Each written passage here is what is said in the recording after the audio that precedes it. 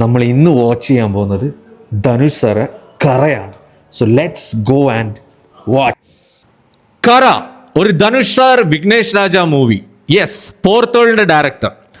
ഒരു emotional heist thriller drama പ്രതീക്ഷിച്ചാണ് എല്ലാവരും സീരിയസ്ലി പറഞ്ഞാൽ പോയത്.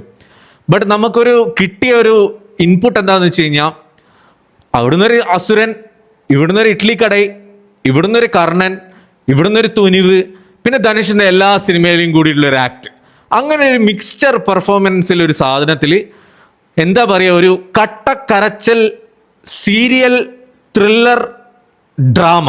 അതാണ് മൊത്തത്തിൽ എനിക്ക് പേഴ്സണലി ഫീൽ ചെയ്തത്. ഒരു ഇൻറ്റൻസിറ്റി പടത്തിൽ എവിടെയൊക്കെയോ മിസ്സായ പോലെ, ഒരു കയറി വരുമ്പോൾ ആ പിച്ച് അങ്ങ് ഡൗൺ ആകുന്ന രീതിയിൽ ഒരു സ്ലഗിഷ് മൂവിയാണ് ത്രൂ ഔട്ട്. ഒരു സ്ലോ പേസിൽ ഒരു പാസം, ഒരു സ്നേഹം, അതന്നെ ഒരു സ്ഥിരം പല്ലവി സാധനങ്ങൾ തന്നെ വർക്ക്ഔട്ട് ചെയ്യുന്ന രീതിയിലാണ് ധനുഷ് സാറിൻ്റെ പ്രീവിയസ് ലാസ്റ്റ് കുറച്ച് മൂവീസ് പോകുന്നത്. അതേ പാറ്റേൺ ആണ് ഫോളോ ചെയ്തിരിക്കുന്നത്. ബട്ട് സ്റ്റിൽ അതിൽ കുറച്ചൊരു റോബറി ഒക്കെ എലിമെന്റ്സ് ഒക്കെ മിക്സ് ചെയ്യാൻ നോക്കി ചില സാധനങ്ങൾ വർക്ക്ഔട്ട് ആകുന്നുണ്ട്. ബട്ട് എന്നാലും നമുക്ക് ആ ഒരു പഞ്ച് കിട്ടുന്നില്ല.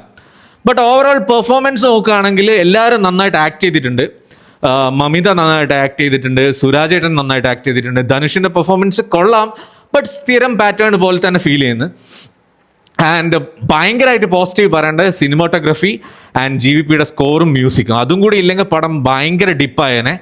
ഓവറോൾ ഒരു വേർഡിക്റ്റ് എന്താണെന്ന് ചോദിച്ചു കഴിഞ്ഞ് കഴിഞ്ഞാൽ, ഒരു one time watchable, not convincing, completely thoroughly ഞാൻ എൻജോയ് ചെയ്തില്ല, ബട്ട് സ്റ്റിൽ ഒരു വൺ ടൈം വാച്ചബിൾ. അതാണ് എൻ്റെ personal review. So yeah, that is Kara. Thank U.